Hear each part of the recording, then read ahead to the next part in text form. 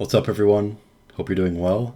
Today we'll be looking at Andy Warhol, one of the most famous artists known all over the world, and we'll compare him to the ISFJ personality type, see how well he fits there. He didn't really do too many video interviews in his time. He was known to be a bit shy, so the footage that I have to work with is limited, but I hope you enjoy this analysis nonetheless. Alright guys, so stereotypes aside, let's take a look at the function stack of the ISFJ and see how the functions play out in these slots and things to look out for in these clips. So first slot SI, introverted sensing, the dominant function here, it's going to be very strong. SI, it's the most photographic function out of all 8. It's kind of like a hard drive or an information sponge. It can store tons and tons of tangible information, past memories, without tampering with them, without judging them. Remember, SI is just a mode of perception. And SI really likes, for example, like routine repetition, doing things over and over again to achieve mastery or a greater understanding of how these things work. Likes to preserve knowledge and expand on it. Any sorts of skills. So for example, painting can be looked at as a skill that can be improved on over time. The second slot, FE, consideration of others, giving attention towards others, looking to maintain harmony in a group situation, very attentive to social cues, what is acceptable, what's polite. In terms of harmony, it can also be like having a good understanding of which color complements another color in terms of art, in terms of music, harmony in that objective sense. Now, 6 slot FI is going to be more about being authentic, looking inwards, introspection, self-expression, deep internal emotions. Of course, creativity. FI is the most creative function out of all 8, but of course each function has its own way of expressing its nature creatively. For example, SI, using even everyday mundane objects like a soup can or a banana, memories. Warhol was said to record all of his phone conversations that he had, and he used to play them back for creative inspiration, for ideas. Memories, because SI doesn't tamper with them, there's so much information and detail that can be extracted, that can be used for different ideas, different possibilities. And going back to the recorded phone calls, SI is like that storing of information, and then of course playing it back, repetition, and TI is breaking it down, taking it apart, looking at all the fragments, bits and pieces of it logically, and seeing if anything can be made out of it, creatively with the F functions, or just by the possibilities, different ways of doing something, like a diptych in artwork, or just Andy's portraits and his one of the things that he's known for is for doing multiple portraits of the same thing, maybe with different colors. Okay, so these are some things to look out for. Hope you enjoy.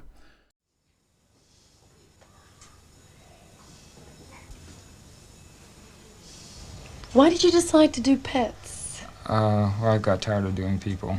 Did you? Yeah. Have you gone off people? No, but I have some dogs, and I just thought I'd paint. Have you, you've got 2 dogs of your own? Yeah, one, they're called Amos.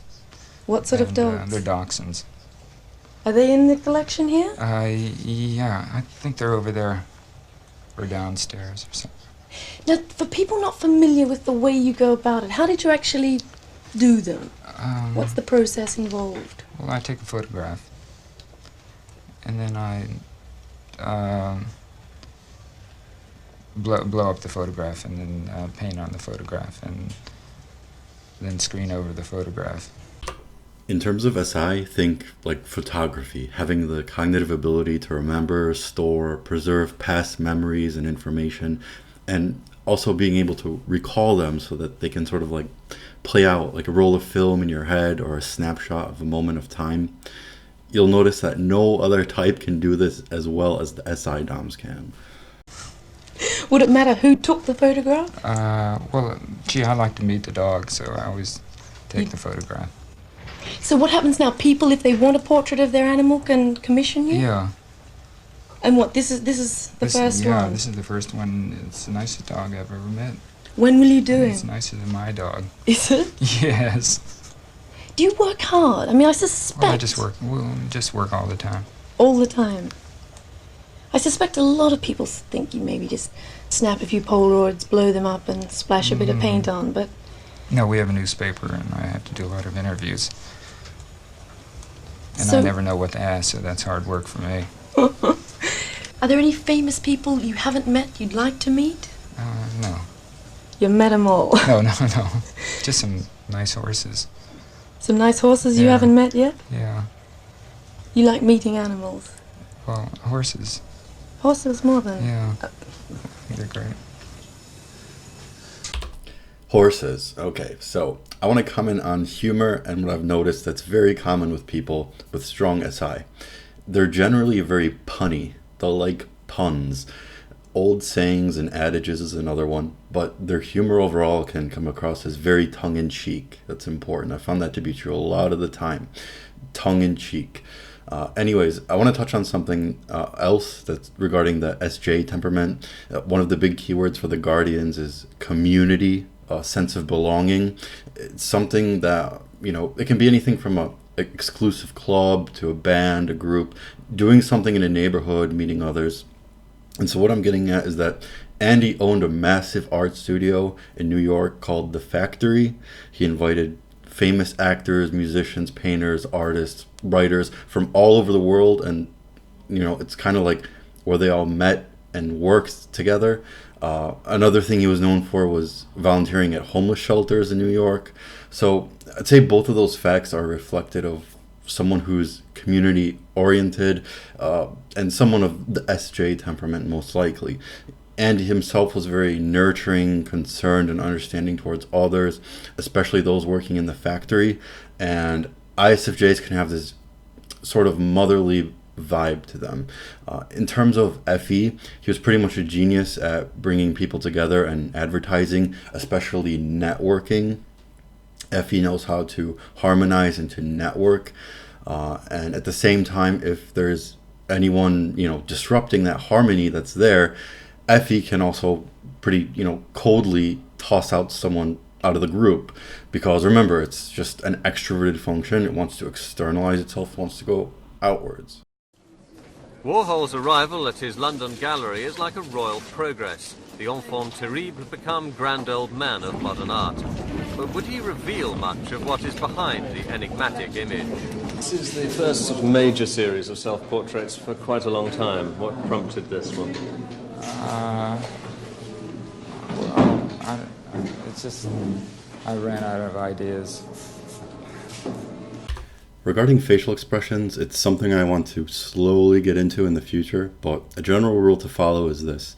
In F users, the facial muscles tend to express themselves more horizontally, widely, and objectively. They'll be generally more easier to read in terms of what they're feeling, whereas in FI users, the expressions will be more vertical, narrow, and more subjective. They'll be more difficult to read.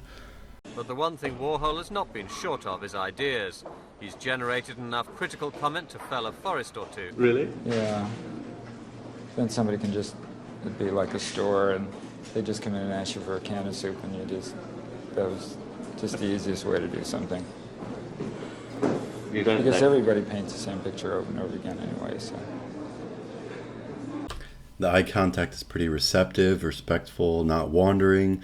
The question was about what prompted him to paint his own paintings, his own ideas, and the answer, well, someone else can just walk in and ask this, or other people do that, or everyone just paints the same picture. Even though the question is supposed to be about him, FE, it's more about giving the attention towards others. What are other people doing? What is everyone doing? So you could have stuck with the soup tins and the Brillo. What was the interest to you then in that Campbell soup tin? What gave you the idea of doing that? Oh, I used to eat it every day. I still do, so. I don't know, and Mr. Billy Boy, I think, has some too. Are you American, Mr. Billy Boy? No.